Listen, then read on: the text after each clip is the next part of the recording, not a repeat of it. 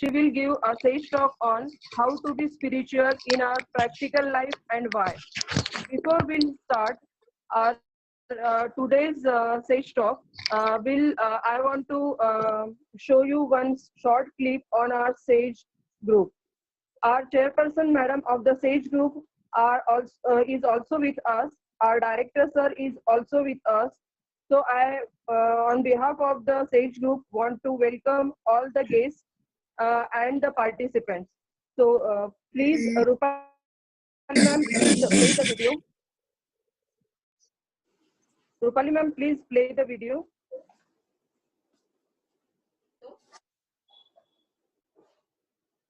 Hello, good afternoon, all of you. Rupali ma'am.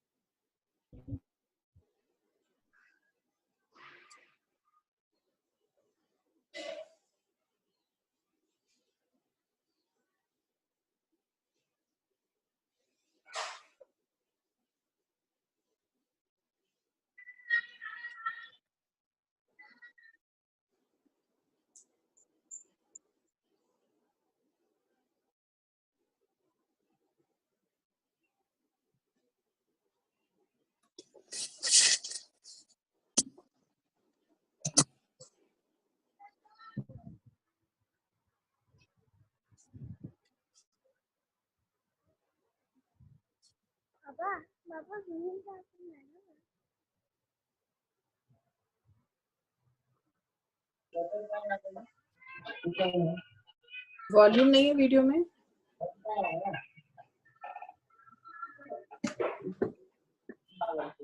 Rupali ma'am, please check the audio.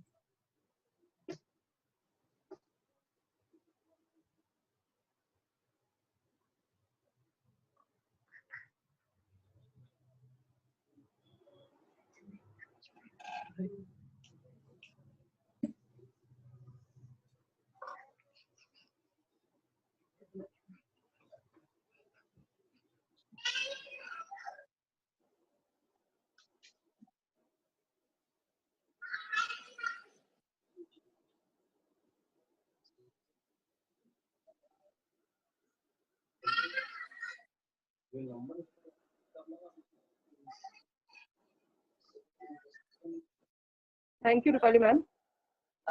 It's our pleasure that our chairperson, ma'am, Mrs. Kiran Agrawal, is with us. I would like to request Kiran ma'am to say some words. Please, ma'am. Thank you Kalpana. वैसे तो आपका topic इतना अच्छा है कि मेरी इच्छा हो गई इसको अटेंड करने की. और वेलकम रितु मैम, आप आए इस सेशन को लेने के लिए. सभी को मालूम है हमारे चेयरपर्सन, हमारे चेयरमैन सर तो काफी स्पिरिचुअल है. हमारे मतलब मैं समझती हूँ सभी जो सेज परिवार का सदस्य है, तो एक बहुत ही रिलेटेड टॉपिक है ये सबके लिए.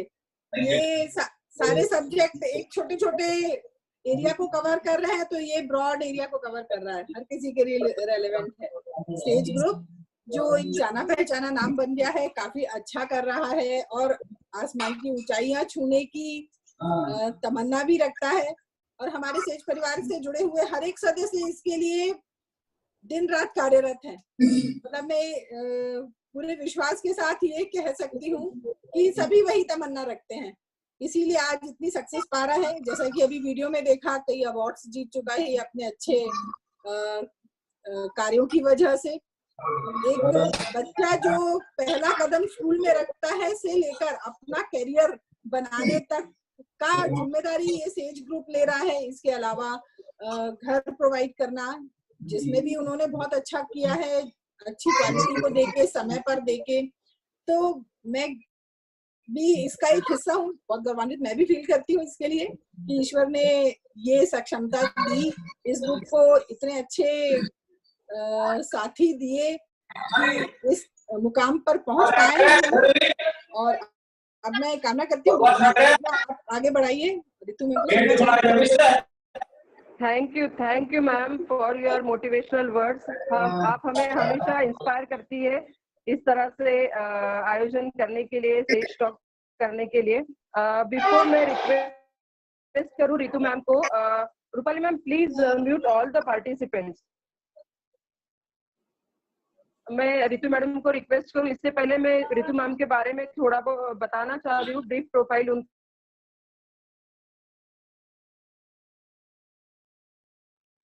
Dr. Ritu Tiwari is a profound blogger, motivational speaker, coach, mentor, and known faculty in the field of physics.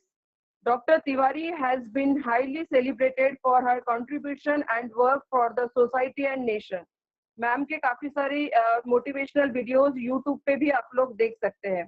तो मैं आपका ज्यादा समय ना लेते हुए मैम को रिक्वेस्ट करूंगी, ma'am please start your session. Ritu ma'am, you can start your session. Ritu ma'am, please unmute your mic. Ritu ma'am. Hello, hello. हाँ ma'am. You are audible now. You can start your session, ma'am. Okay. Thank you, ma'am. Good afternoon, all of you. जैसा कि आज का topic है, how to be spiritual in our practical life. Practical life means वो life जो हम day to day जी रहे हैं, और स्पिरिचुअल मीन्स आध्यात्म, जो कि अपने आप में बहुत गूढ़ अर्थ रखता है, बहुत डीप मीनिंग रखता है। और कहीं ना कहीं हमें ऐसा लगने लगता है कि हम इस प्रैक्टिकल लाइफ में इस शब्द को कैसे इम्प्लीमेंट कर सकते हैं। कहाँ है हमारे पास इतना टाइम कि हम अपनी रोजमर्रा की जिंदगी के बाद आध्यात्म को आत्मसात कर सके। लेकिन जरा सोचिए कि आज एक बार इस सिनेरियो को फिर से देखने की कोशिश करें कि आज जब कोरोना का महामारी का इतना विकट संकट पूरे विश्व के सामने आया, तो क्यों भारत देश में उन सीरियल्स की जरूरत पड़ी जो कभी 20-30 साल पहले आए थे, रामायण, महाभारत। और इनको मैंने खुद ऑब्जर्व किया कि इनको ना केवल मतलब बड़े लोगों ने देखा, बल्कि बच्चों ने भी इसको देखा और एंजॉय किया। क्यों जरूरत पड़ी हमें इनकी, क्या मिलता है हमें इनसे, क्यों नहीं इसके पहले जरूरत पड़ी। हाल ही में जो दुर्घटना हुई एक्टर सुशांत सिंह के बारे में, जो कि अभी सबसे ज्यादा ज्वलंत विषय है कि उन्होंने क्यों आत्महत्या की, ये सब वो कारण हैं कि जो हमें प्रेरित करते हैं कि हम इस सब्जेक्ट के बारे में बात करें। आध्यात्म अगर बहुत डीप मीनिंग देता है तो मैं इसको बड़े सरल शब्दों में बोलती हूँ कि it's just a transformation, it's just a transformation of right habits, right feelings, right behaviour in our life. अब ये राइट क्या है और ये कैसे हो सकता है, इस सब के बारे में थोड़ा सा डिटेल में बात करती हूँ। बट उसके पहले एक बड़ा ही कहना चाहिए मूल सिद्धांत है मानव का कि वो उसी चीज में रुचि लेता है जिस चीज में उसे अपना फायदा नजर आता है। अब आध्यात्म यदि आपको ऐसा लगता है कि ये हमारे किस फायदे की चीज है, तो आप डेफिनेटली इसमें कभी रुचि नहीं लेंगे। इसमें आप रुचि लें, इसके लिए मैं आपके कुछ मिथ क्लियर करना चाहूंगी। कुछ मिथक हैं जो हमने पाल के रखे हुए हैं, जैसे जो हम कर रहे हैं वो सब सही है, हमने जो सोचा है वो बिल्कुल सही है, इस आध्यात्म पढ़ने का समय किसके पास है, जिंदगी बहुत तेज रफ्तार से चल रही है, ये सब हम सोचेंगे, बाद में सोचेंगे, इसका हमारी जिंदगी में कोई उपयोग नहीं। अगर ये मिथ हम यूं ही पालते रहे तो आज ये जो समय है जो हमें लगातार ये प्रेरित कर रहा है कि नहीं हम इस चीज को समझें, तो ये बहुत देर ना हो जाए कहीं, इसके लिए आज ही इस विषय पे बात करना जरूरी है और इसीलिए मैंने ये टॉपिक चूज किया। अब सबसे पहले तो ये मिथ हम आपका दूर कर दें कि आप बहुत बिजी हैं, क्योंकि जो चीज हम बार बार खुद से कहते रहते हैं वही हमारी डेस्टिनी भी बन जाता है। हमारे पास समय है और हमारे पास बहुत समय है, सिर्फ हमें समय का प्रबंधन नहीं आता, मैनेजमेंट नहीं आता। वो सब कुछ हमें सीखना है और हमें आध्यात्म को जानना है। इसके लिए कोई अलग से समय निकालने की आवश्यकता नहीं। और दूसरा मिथ कि आप सब सही हैं। आपने कैसे निर्णय लिया कि आप सब सही हैं? जैसे जब सही या गलत की बात होती है तो एक मानक या स्टैंडर्ड की आवश्यकता होती है। 100% हम मानक मानते हैं, 40% आते हैं तो हम ये बोलते हैं कि रिजल्ट अभी और बेहतर होना चाहिए, 80% आते हैं तो हम बोलते हैं कि रिजल्ट सेटिस्फैक्टरी है। तो ये 100 क्या है? स्टैंडर्ड हुआ। 100 के बाद क्या नंबर नहीं होते? लेकिन यदि किसी चीज को एग्जामिन करना है तो एक स्टैंडर्ड होना आवश्यक है, और ये स्टैंडर्ड्स ही देता है आध्यात्म, कि आप उस पर जांच सकें कि आप कितने सही हैं, आप कितने गलत हैं। आज सक्सेस की दौड़ में कौन शामिल नहीं है? हर व्यक्ति सक्सेसफुल होना चाहता है, लेकिन ये सक्सेस कहीं आपकी वैल्यूज को, आपको हतोत्साहित तो नहीं कर रही है? हाल ही में जो केस हुआ उसके बारे में आप क्या बोलेंगे? एक ऐसा एक्टर जिसने 11 इंजीनियरिंग के एग्जाम पास किए, एक ऐसा एक्टर जो इतनी अच्छी फिल्में दे रहा था, एक ऐसा एक्टर जो फिजिक्स जैसे इतने टिपिकल सब्जेक्ट में भी ओलंपियाड का विनर रहा। आप मान सकते हैं कि इतना इंटेलिजेंट, इतना होनहार बंदा कैसे जिंदगी से हार मान गया? माना कि कुछ विषम परिस्थितियां हो सकती हैं, आई भी होंगी, जिनके बारे में हम नहीं जानते, परंतु क्या हमारा आत्मबल इतना कमजोर है कि जो जिंदगी हमें ईश्वर ने दी, और इतनी सुंदर जिंदगी, इतना सुंदर काया, इतना सुंदर एक्टर, इतनी अच्छी एक्टिंग, और ऐसे जिंदगी से हार मान ली? हमने किसको सबक दिया? वो सबक हमने जिसको भी दिया, क्या हम उसका रिजल्ट देखने आज हैं मौजूद? तो ये सब चीजें कहीं ना कहीं मुझे बहुत उद्वेलित करती हैं कि मैं इस विषय पे आपसे बात अवश्य करूं। मैं वैसे भी स्टूडेंट्स ग्रुप से जुड़ी हुई हूँ, तो मुझे लगता है कि हमारे स्टूडेंट्स को आवश्यकता है आज इस समय इस सब्जेक्ट को समझने की। तो जैसा मैंने कहा कि स्टैंडर्ड्स देता है, वैल्यूज देता है आध्यात्म।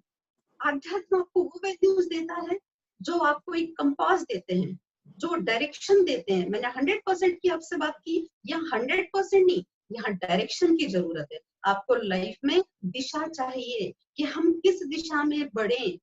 अकेला मेहनत करना ही काफी नहीं, उस मेहनत को सही दिशा में, सही तरीके से, सही लक्ष्य तक पहुंचाना आवश्यक है। और इसको मैं आपको एक स्टोरी के माध्यम से जरूर बताना चाहूंगी। एक प्रसंग है महाभारत का। महाभारत जो कि आप सबने सुनी है, देखी है, परंतु उसमें एक प्रसंग आता है जिसमें पांडव के बारे में हम जानते हैं कि 5 भाई हैं, परंतु ये भी जानते हैं कि कर्ण भी पांडव ही थे और ज्येष्ठ थे। उनकी ही पत्नी थी पद्मावती। अनुशाल जो था वो शाल्व नरेश का भाई था।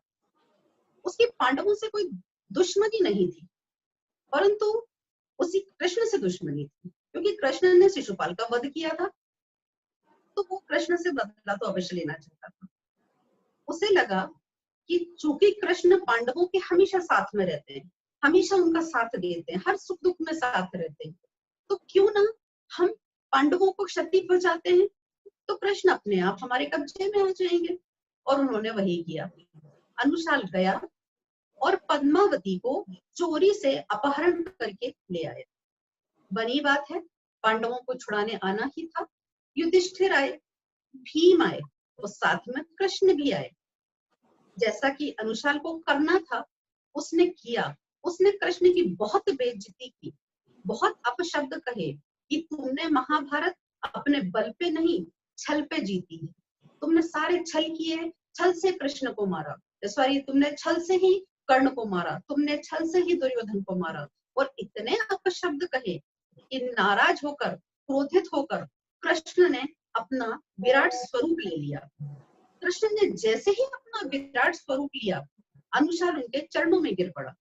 वो तुरंत बोला, प्रभु मैंने सिर्फ आपके इस विराट स्वरूप को देखने के लिए ये किया। कृष्ण ने कहा, यदि तुम एक पल की भी देर करते तो शायद मेरा सुदर्शन चक्र तुम्हारी गर्दन काट चुका होता। तो ऐसा भक्ति जो उन्माद बन जाए, ऐसी भक्ति किस काम की है? ऐसे उद्देश्य की पूर्ति किस काम की है? अनुशाल ने युधिष्ठिर से माफी मांगी। युधिष्ठिर ने भी यही कहा कि यदि तुम उद्देश्य की प्राप्ति के लिए एक विधवा नारी का, जो कि ज्येष्ठ बहू है, आप उसका अपहरण कर सकते हो, उसकी मानसिक स्थिति को इतना हतोत्साहित कर सकते हो, आप क्यों नहीं सोचते कि आपने उद्देश्य प्राप्ति के लिए क्या गलत किया? कृष्ण का दर्शन अलग बात थी, क्या आपने वो सही तरीके से किया? क्या आपको किसी के घर में रोशनी, आपको अपने घर में रोशनी चाहिए तो आप किसी का घर जला दोगे? क्या आपके सामने कोई व्यक्ति प्यास से मर रहा है तो आपको जहर पिला दोगे क्या आप उसको? तो ये वो बिंदु थे। और ये वो प्रसंग मैंने आपसे सिर्फ इसलिए कहा क्योंकि ये प्रसंग ये बताता है कि उद्देश्य की प्राप्ति या उद्देश्य सही होना ही सब कुछ नहीं है। अनुशाल का उद्देश्य अच्छा था, उसे कृष्ण का विराट स्वरूप देखना था, लेकिन उसकी प्राप्ति के लिए उसने जो रास्ता इख्तियार किया वो तो कहीं से उचित नहीं था। तो यही मैं कहना चाहती हूँ और यही मैं समझाना चाहती हूँ कि आध्यात्म ही वह है जो हमें सही रास्ता दिखाता है कि उद्देश्य प्राप्त तो करो, परंतु अपने मूल्यों से समझौता मत करो, अपने मूल्यों का हनन मत होने दो। आज पूरी दुनिया सिर्फ और सिर्फ सफलता की दौड़ में लगी हुई है और उसके लिए वह कुछ भी करने को तैयार। मूल्य कहीं ताक पे रख दिए गए हैं, तो उन मूल्यों के बारे में जानना आध्यात्म से ही आएगा। जब सृष्टि की रचना हुई तो ब्रह्मा ने शिव से शक्ति को अलग किया।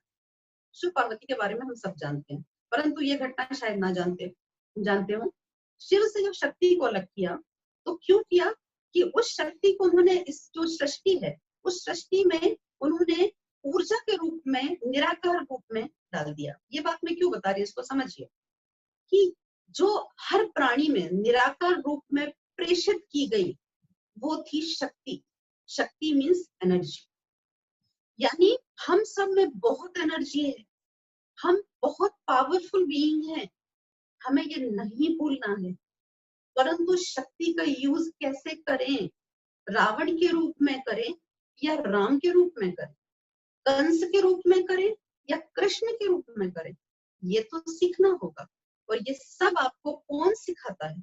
ये आपको आध्यात्म बताता है। आध्यात्म आपको कोई नई चीज नहीं बताता है। आध्यात्म सिर्फ आपकी बेसिक प्रॉपर्टीज को आपको आत्मदृष्टि देता है कि आप अपना अवलोकन तो करें कि आप हैं क्या। तो जैसे मैंने कहा कि आप शक्ति हैं, आप में एनर्जी है, तो जब कभी ये बात आपके अंदर आए, हतोत्साहित होने लगे कि नहीं हम ये नहीं कर सकते, तो आध्यात्म में कहता है नहीं, आप सब कुछ कर सकते हो क्योंकि आप शक्ति हो। कैसे? कभी स्कूल में सोचा है ऐसा? स्कूल में कोई टॉपिक बिल्कुल समझ नहीं आता, वही टॉपिक कॉलेज में जाते हैं बहुत आसानी से समझ आ जाता है, जबकि उसे किसी ने नहीं समझाया होता।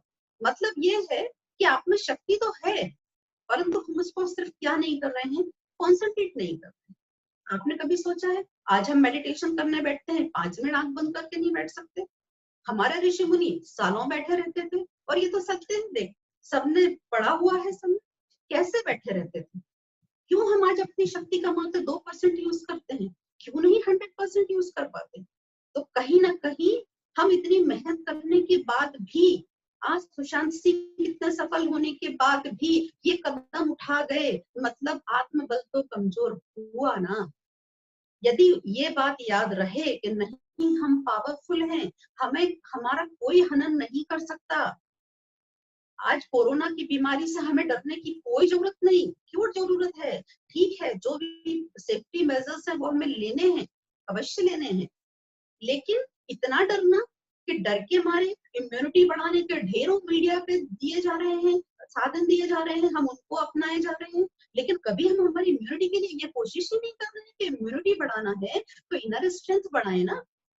और इनर स्ट्रेंथ बढ़ाना है, आप इतने पावरफुल हैं, अपने पावर को जांचना है, तो उसके लिए कुछ तो करना होगा। आपका पावर क्यों डिसिपेट हो रहा है, आपका पावर क्यों क्षय हो रहा है, आपका पावर क्यों कम हो रहा है, हम क्यों नहीं समझ पा रहे हैं इस बात को। क्यों आज इतनी ज्यादा डिप्रेशन की, इतनी आत्महत्याएं की खबरें पेपर में भरी रहती हैं। ये जिंदगी इतनी सस्ती है क्या? या आप अगर आत्महत्या कर लेते हैं या आप इस जिंदगी से चले जाते हैं तो क्या सॉल्यूशन देके जाते हैं आप सबको, या आप क्या उसके बाद देख पाते हैं कि आपने जो एक्शन लिया उसके बाद आपका क्या भला हुआ? नहीं। ये जिंदगी बहुत कीमती है, और इस जिंदगी की खूबसूरती भी यही है कि ये अनकही है। एक ऐसी फिल्म आपको दिखाई जाए जिसकी स्टोरी आपको पहले से बता दी जाए, क्लाइमैक्स आप जानते हो, फिर आप उस फिल्म को देखिए, मजा आएगा आपको? नहीं है। क्यों? क्योंकि आपको सब कुछ पता है पहले से। जिंदगी वही फिल्म है।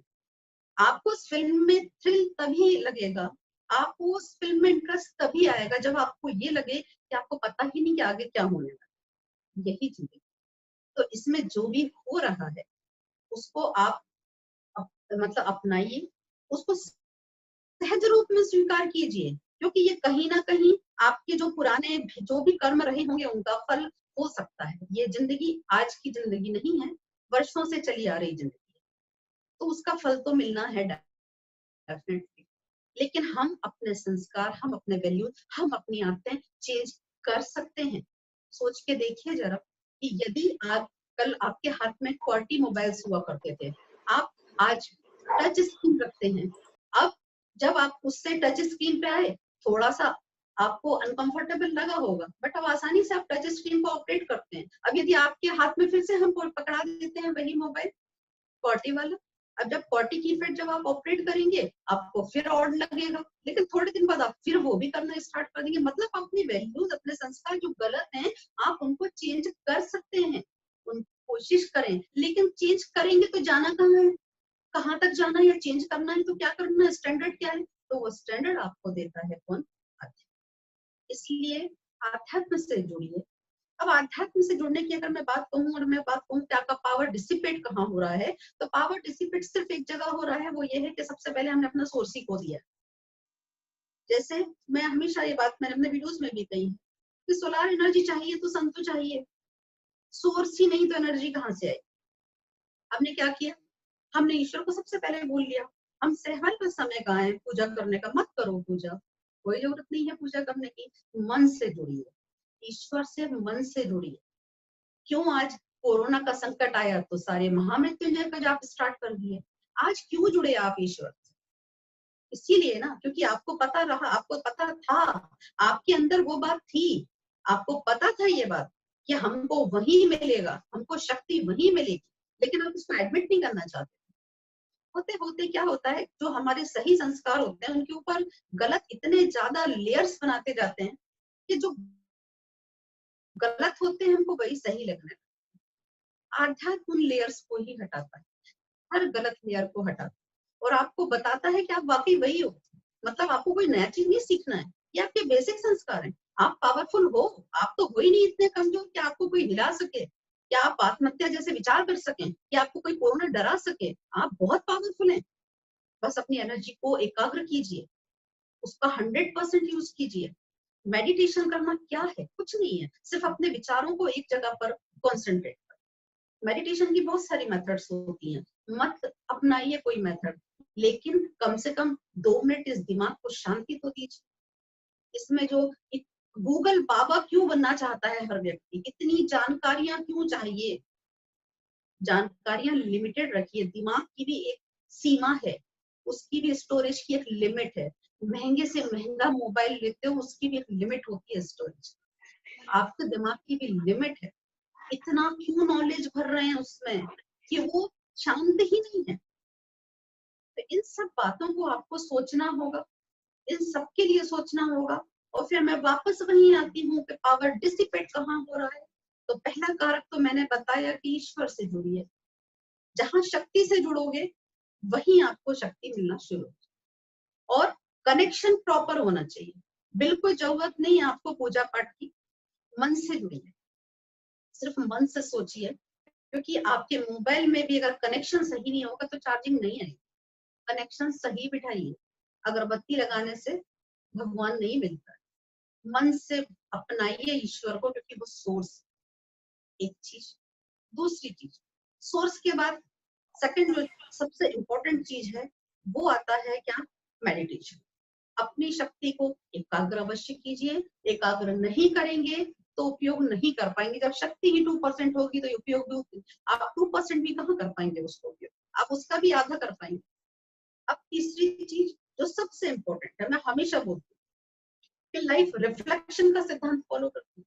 फिजिक्स में रिफ्लेक्शन पढ़ा है, हम जो देते हैं वही वापस मिलता है।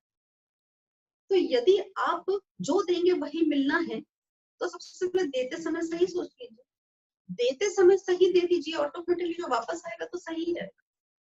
यदि किसी को प्रेम दोगे, प्यार दोगे, तो वापस में आपको, आप अपने यहाँ जो पेट रखते हैं आप उसको कितना प्यार करते हैं, तो बदले में वो आपको फिर कितना प्यार करने लगता है। तो सिर्फ इस सिद्धांत को जब आप याद रखेंगे लाइफ में, तो इसके लिए मैं आपसे आध्यात्म के लिए कुछ पढ़ने नहीं बोल रही हूँ कि आप इसको पढ़ें जाने, ये बस एक जरूर कार्य बोल रही हूँ कि थोड़ा सा मन से ईश्वर से जुड़िए। तार जोड़ना है मन से, उनके सामने बैठ के घंटों पूजा नहीं करनी, सिर्फ मन से ईश्वर को मानिए।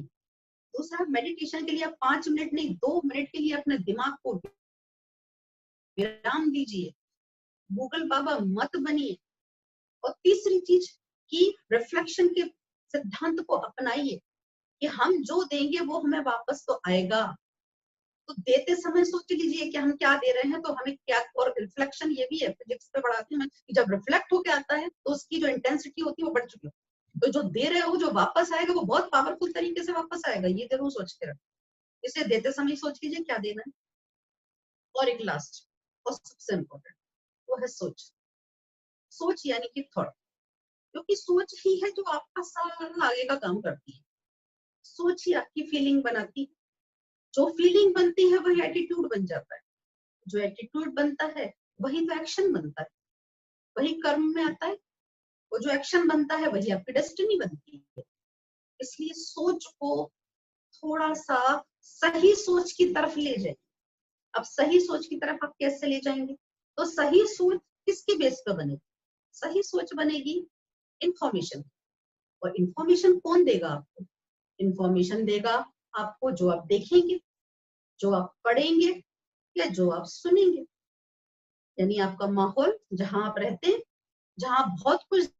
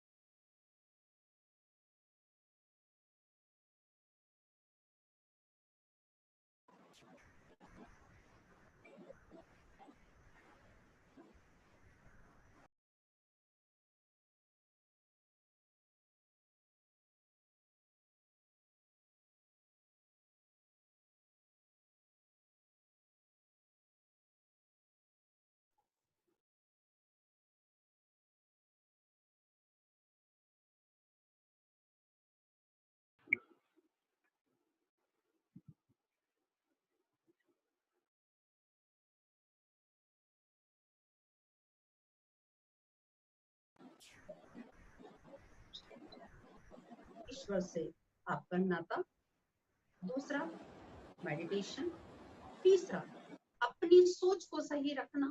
उसके लिए आपको करना कुछ नहीं है, आपको सिर्फ जो 3 चीजें हैं आप उनको अपना ऑब्जर्वेशन करते रहे कि क्या जो मैं पढ़ रहा हूँ वो एकदम सही है। गुड़िया नेट बंद करो, इसकी नेट बंद करो। हाँ अभी जाओ टीवी देखो, अभी बस टीवी देखा है ना, मेरे इसके बाद नेट चलाना। Please, all the participants, please mute your mic.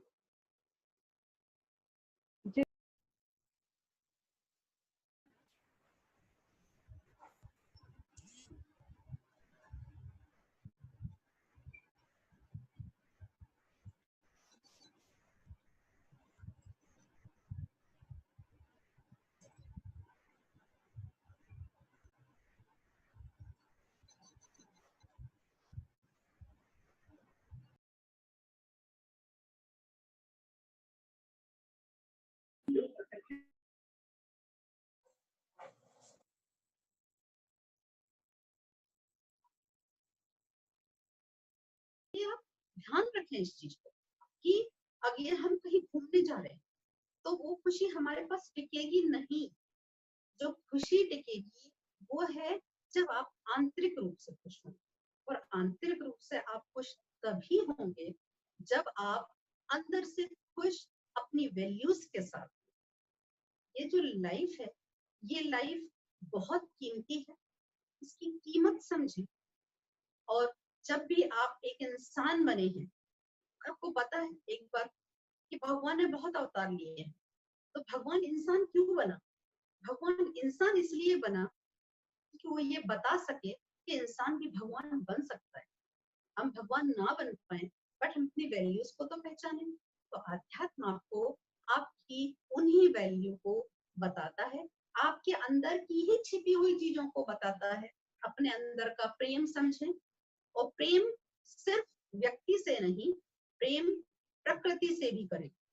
प्रेम जो कि मैटर है, हर वस्तु से प्रेम करें। जैसे यदि आप, इवन मैं एक एग्जांपल देती हूँ, आप जल से प्रेम करते हैं, आप जल का सदुपयोग करते हैं, तो डेफिनेटली आपके घर में कभी जल की कमी नहीं होगी।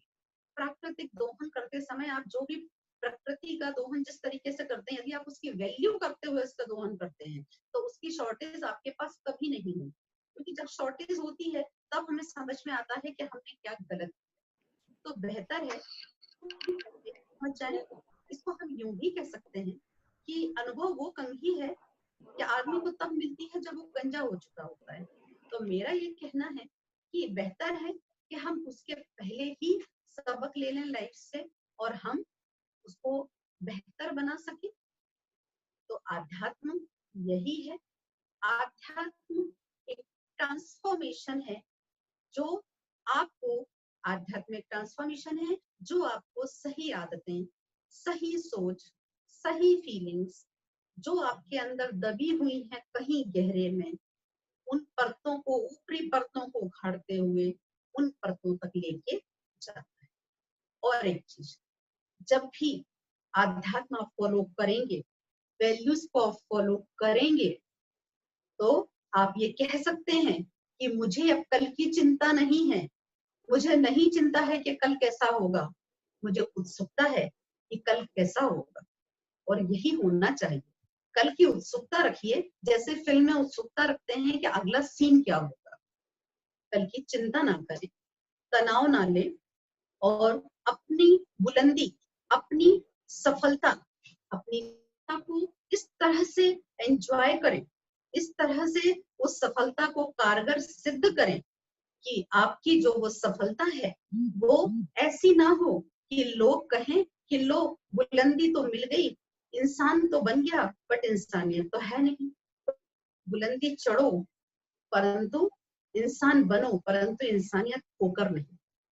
साथ ही आध्यात्म आपको ये भी सिखाता है कि आपकी तमीज, आपकी तहजीब, आपके संस्कार ये वही हैं जो आपकी सबसे बड़ी शख्सियत के गवाह हैं। आपकी शख्सियत आपके कपड़ों से, आपके बिहेवियर से साबित अवश्य होती है, परंतु आपकी शख्सियत यदि सही रूप में बयां होती है तो वो सिर्फ एक चीज से होती है, वो है आपके वैल्यूज, आपके संस्कार। और मैं स्टूडेंट ग्रुप से ये आग्रह जरूर करना चाहूंगी कि जब भी कोई कंपनी का नियोक्ता किसी कंपनी में किसी एम्प्लॉय को नियुक्त करता है तो उसके एकेडमिक क्वालिफिकेशन के अलावा जो सबसे इम्पोर्टेंट मतलब फैक्टर देखता है वो ये है कि वो उसका चरित्र क्या है, वो कितना ईमानदार है। तो मैं कहना चाहूंगी कि आप लाख तैयारी कीजिए, अपना एकेडमिक स्ट्रॉन्ग बनाइए, परंतु ध्यान रखिए कि आपका आचरण, आपका बिहेवियर, आपकी वैल्यूज, यही आपकी सबसे बड़ी यूएसपी है, यही आपकी सबसे बड़ी यूएसपी है। और जो आपकी यूएसपी है उनके बारे में जानना तो डेफिनेटली फायदे का ही सौदा है। इसलिए अध्यात्म प्रैक्टिकल लाइफ में आपको मैंने जितने भी तरीके बताए उसमें मैंने एक भी तरीका ऐसा नहीं कहा जिसमें आपको बुक लेके पढ़ने बैठना था। सिर्फ मैंने आपको आपके ही जो संस्कार, बेसिक वैल्यूज थी उनसे परिचय कराया, अवगत कराया। तो मैं आप सबसे यही आशा करती हूँ, और मेरा आज का ये टॉपिक सिर्फ इसीलिए था भी कि हर व्यक्ति आध्यात्म को अपनाए, अपनी वैल्यूज को समझे। इस समाज के लिए भी उसकी बहुत जिम्मेदारियां हैं। इस समाज को दे, पहले स्वयं को देगा तब वो समाज को देगा। तो स्वयं को समझो, समाज को दो, तब कहीं जाके आपका जीवन सार्थक है। और कभी भी निराशा के भाव को अपने अंदर मत लाने दीजिए, बिकॉज आप बहुत पावरफुल हैं, आप शक्ति हैं, आप असीम शक्ति हैं। तो आपको बहुत बहुत इस जो कहना चाहिए आपके आने वाले फ्यूचर के लिए शुभकामनाएं सारे स्टूडेंट्स के लिए। और मैं आशा करती हूँ कि आप इन बातों को अक्षरशः पालन करेंगे, कभी कोई निराशा के भाव में नहीं जाएगा। जब भी जाए कभी अपनी इनर स्ट्रेंथ को टटोल के देखना, जहां डिसिपेट हो रही हो, जहां क्षय हो रहा हो, उस क्षेत्र को बंद कर देना। बस यही मेरा मैसेज है, यही मेरा आग्रह है सारे लोगों से कि आध्यात्म को अपनाएं, सही वैल्यूज को पहचानें, आपके अंदर ही है, बस उनको समझें और सिर्फ समझें और उन्हें अपनी जो जिंदगी है उसमें साकार रूप में लेकर आए। Thank you very much. Thank you very much Ritu ma'am. Ma'am आप कुछ पूछना चाहेगी या कुछ पार्टिसिपेंट्स? किरण हाँ, मैम। पार्टिसिपेंट्स अगर कुछ पूछना चाहें तो जरूर मैं बताऊंगी। काफी अच्छा बोला आपने, काफी यूथ को गाइडेंस देने के लिए ये काफी जरूरी है अपने आप को संयमित रखना और अपनी पावर को पहचान लेना। जब डिप्रेशन में आते हैं उस समय क्या चीजें करनी चाहिए जिससे वो उससे बाहर आ सकें, तो ये गाइडेंस इस समय बहुत जरूरी है। तो थैंक यू, आपने अच्छा गाइडेंस दिया। अपने यहाँ जैसे सभी ज्यादातर यूथ हैं आजकल, तो बच्चों में भी देखा गया है कई वजह से, तो कुछ टिप्स आप उनको दे सकते हैं कि इस समय जब इस दौर से गुजरा जाता है तो एक तो अपने फ्रेंड्स को पहचान के, मतलब आपके आसपास जो है ये फ्रेंड्स भी काफी हेल्प कर सकते हैं इसमें कि वो उसके बिहेवियर से समझ के और मतलब इससे अवेयर रहे कि उसे बाहर ले आए। और कुछ जो व्यक्ति इसमें है वो क्या स्टेप्स ले, क्या चीजें उसे करनी चाहिए, दर्शकों की जानकारी के लिए आप थोड़ा सा इस पे प्रकाश डाल दीजिए। मैडम मैं फिर से उस बात को रिपीट करूंगी कि पहली चीज तो यह है कि जो पेरेंट्स हैं मैं उनसे भी इवन आग्रह करूंगी कि वो अपने बच्चों को ईश्वर से अवश्य जोड़ें। तो जो भी बच्चा हो वो सुबह उठ के कम से कम 1 मिनट यदि ईश्वर को ध्यान करता है तो कहीं ना कहीं अपनी इनर स्ट्रेंथ को वो वही मजबूत कर लेता है। उसके बाद यह है कि बच्चे, आज का बच्चा मेडिटेशन से भागता है, परंतु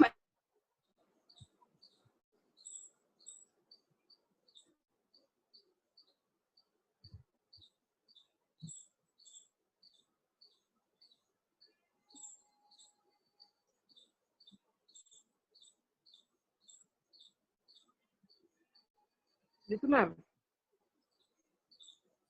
शायद नेटवर्क प्रॉब्लम है उनके।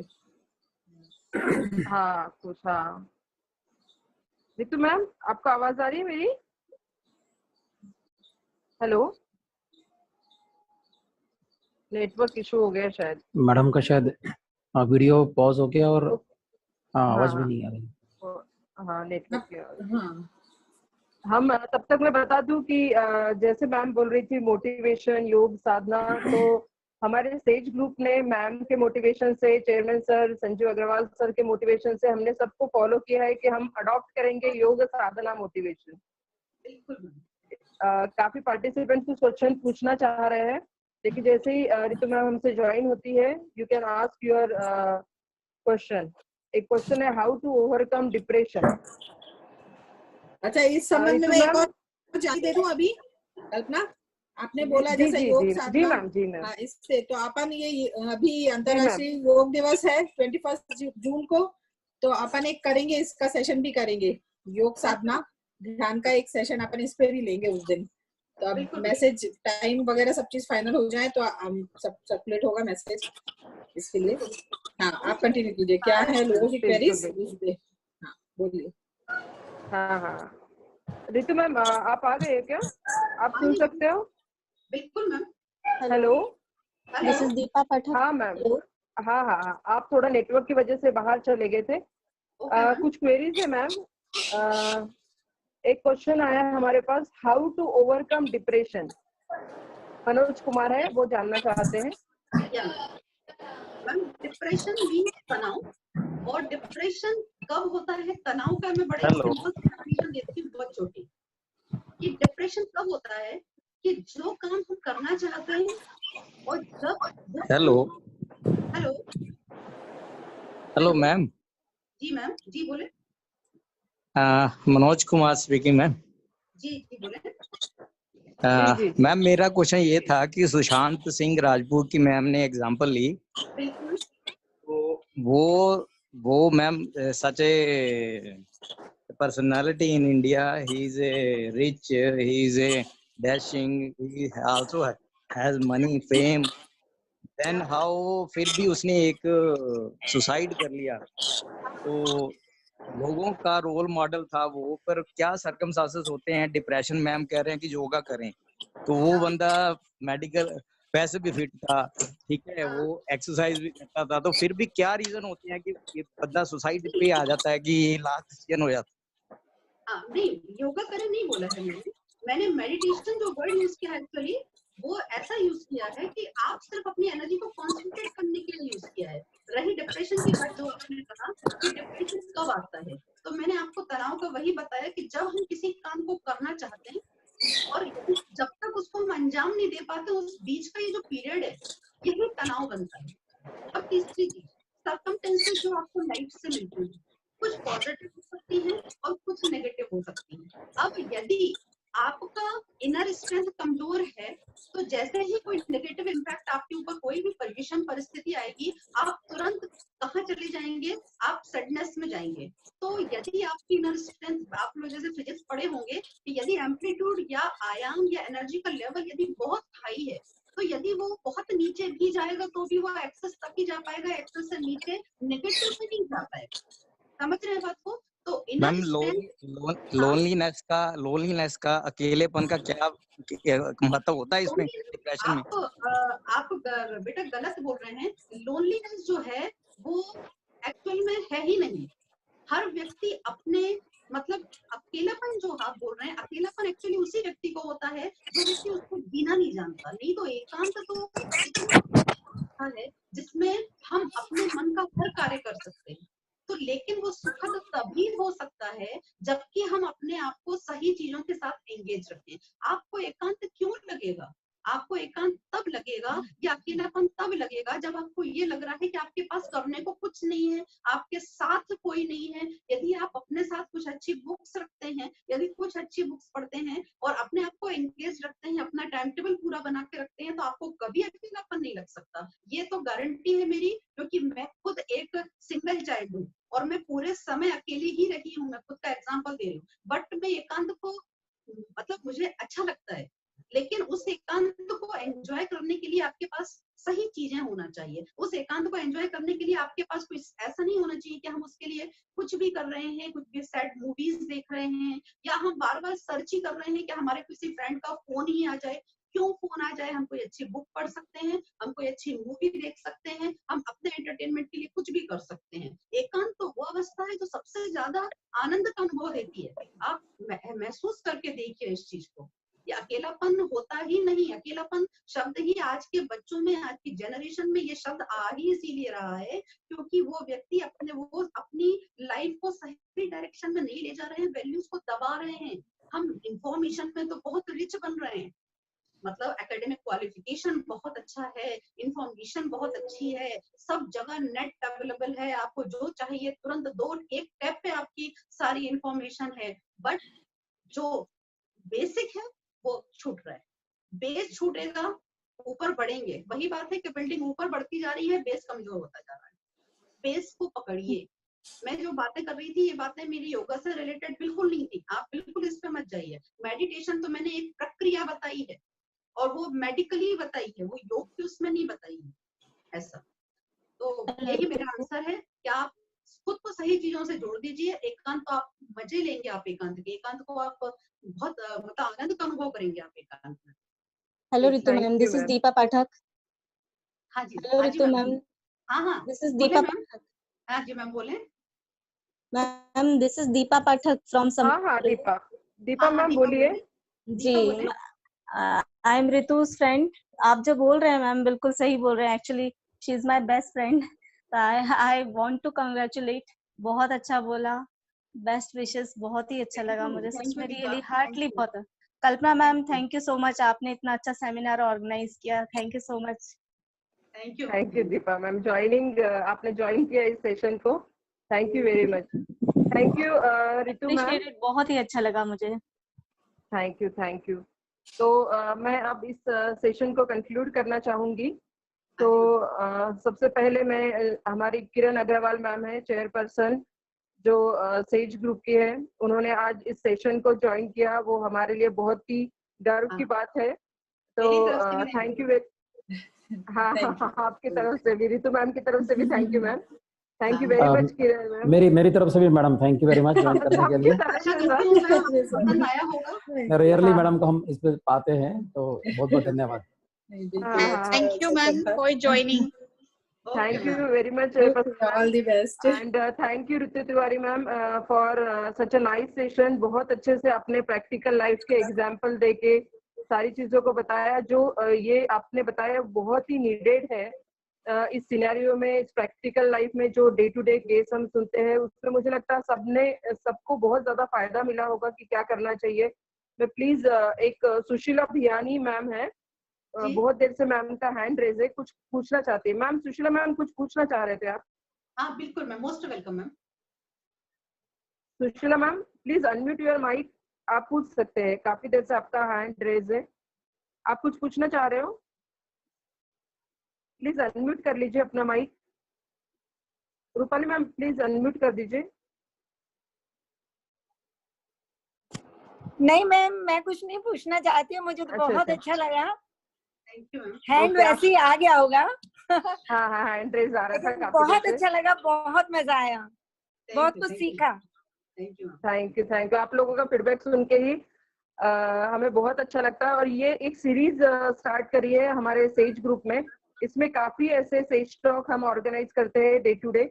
आप चाहे तो आपका फोन नंबर हमसे शेयर कर सकते हैं, सो दैट जैसे अभी किरण मैम ने भी बताया, हम इंटरनेशनल योगा डे पे भी एक सेज टॉक करने वाले हैं, तो इसकी इंफॉर्मेशन हमसे शेयर कर सकते हैं ताकि आप ऐसे ही ज्वाइन करते रहें।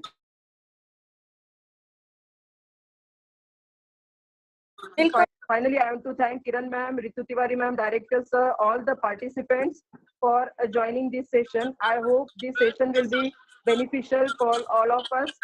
So thank you ma'am. Thank you very much ma'am. Thank you very much Kalpana ma'am. Thank you. Thank you ma'am. Thank you very much Kiran ma'am. Thank you director sir. Thank you.